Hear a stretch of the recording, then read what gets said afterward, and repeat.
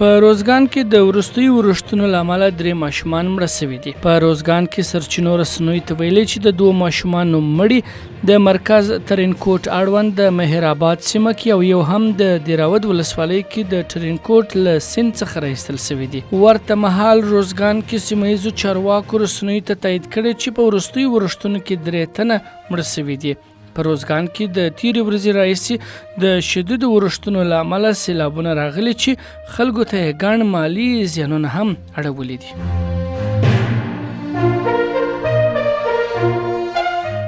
هیواد کې د وروستیو ورښتونو له کبله د نغلو، سروبي او ماهیپر برېښنا بندونو کې د برېښنا د تولید کچې کې لوړوالی راغلی دی. برېښنا شرکت ویلي چې د برېښنا د تولید د دغو 3 ګونو فابریکو کې په تیرو 24 ساعتونو کې 1360 میګاواټه برېښنا زیاته سوې چې په عمومي شبکه کې تقسیم سوې ده.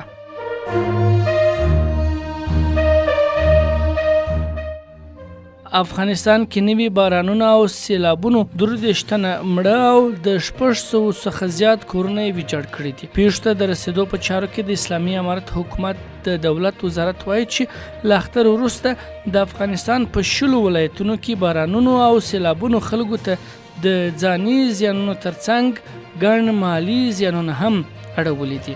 د دغه وزارت ویاند ملا جانان سایق د یکشنبې په ورځ په کابل کې یوې خبري غونډې ته ویل چې بادغیس، روزګان، فراه، کندهار، تخار، زابل، پروان، ننګرهار، هلمند، کابل، خوست، دایکنډي، کونړ، کاپیسا، پنجشیر، پکتیکا، پکتیا، لوګر، لغمان او هرات هغه ولایتونه دي چې د سختو بارانونو او سیلابونو له امله زیانمن سوي دي.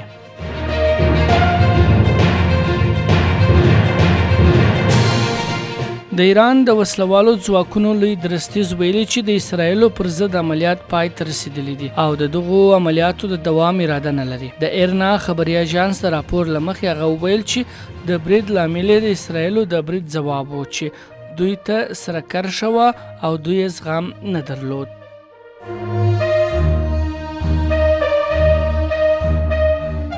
د جاپان د بهرنیو چارو وزارت پر اسرایلو د ایران برید ته په اندېښنې سره ویلي چې دغه برید په منځني ختیځ کې وضعیت نور هم خراب کړي. دغه وزارت په یوه خبرپاڼه کې له ښکېلو لورو غوښتي چې په منځني ختیځ کې د سولې د تامین په موخه له شخړې لاس په سر شي.